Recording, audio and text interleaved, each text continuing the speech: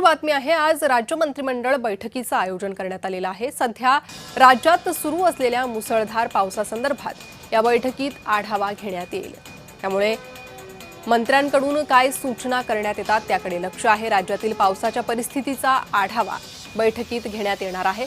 वारकऱ्यांसाठीही बैठकीत चर्चा होण्याची शक्यता आहे। काय महत्त्वाचे निर्णय या बैठकीत घेतले जातात त्याकडे लक्ष आहे। मुख्यमंत्री, दोन्ही उपमुख्यमंत्री काय सूचित करतात त्याकडे लक्ष आहे। आज राज्य मंत्रिमंडळ बैठकीचं आयोजन करण्यात आलेलं आहे। सध्या राज्याच्या एका भागात सुरू असलेल्या मुसळधार पावसासंदर्भातला आढावा या बैठकीत घेतला जाईल। वारकऱ्यांसाठी ही बैठकीत चर्चा होण्याची शक्यता आहे। मंगळवारी होणारी राज्य मंत्रिमंडळाची बैठक आज होते आहे।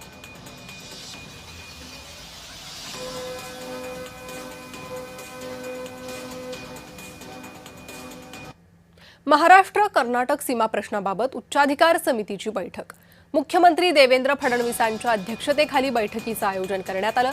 बैठकीला दोन्ही उपमुख्यमंत्र्यांसह शरद पवारही उपस्थित असतील।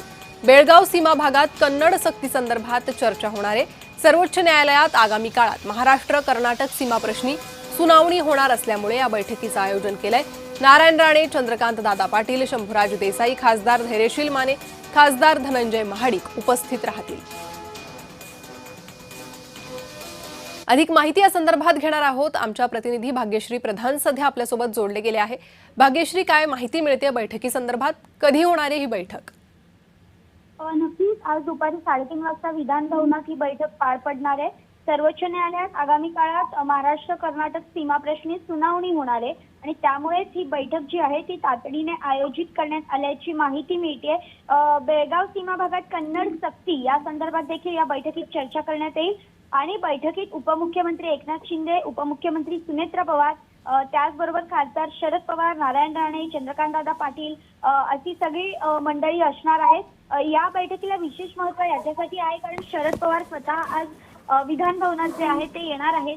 काल बघितलं आपण की एक चर्चा रंगलेली पाहायला मिळाली की शरद पवारांचा जो गट आहे तो आता एनडीए मध्ये सामील होणार आहे।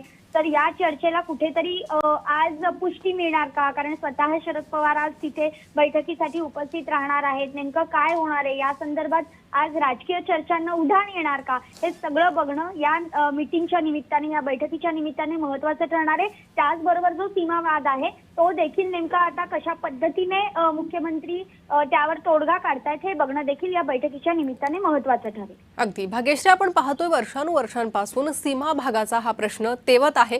दोन्हीकडून या सीमा भागाबद्दल अनेक दावे प्रतिदावे केले जातात। मात्र हा भाषेसंदर्भातला वाद आहे। भाषा सक्ती करणं कितपत योग्य असा प्रश्न महाराष्ट्राकडून उपस्थित करण्यात येतोय। या संदर्भात काही कठोर भूमिका महाराष्ट्राकडून घेतली जाईल का या बैठकीच्या माध्यमातून? नक्कीच आपण जर बघितलं तर हा प्रश्न खूप महत्त्वाचा आहे कारण बेळगावमध्ये आपण जर बघितलं तर अनेक नागरिकांना यामध्ये सामोरं जावं लागतं या सगळ्या वादामुळे। आणि आपण आता जर बघितलं तर मराठी आणि कन्नड हा जो वाद आहे हा महत्त्वाचा ह्याच्यासाठी आहे कारण मराठी भाषा आता अभिजात दर्जा जो आहे तो मराठी भाषेला मिळालेला आहे। त्यामुळे महाराष्ट्रासाठी ती एक कौतुकास्पद बाब आहे आणि त्याचबरोबर आपण जर बघितलं तर महाराष्ट्रात मराठी हे कंपल्सरी केलंय। अगदी भाग्यश्री, त्यामुळे आता या बैठकीत नेमकी काय भूमिका महाराष्ट्राकडून मांडली जाते त्याकडे लक्ष लागलेलं आहे। धन्यवाद या सविस्तर माहिती संदर्भात। बैठकी संदर्भातील अपडेट तुमच्याकडनं घेत राहू।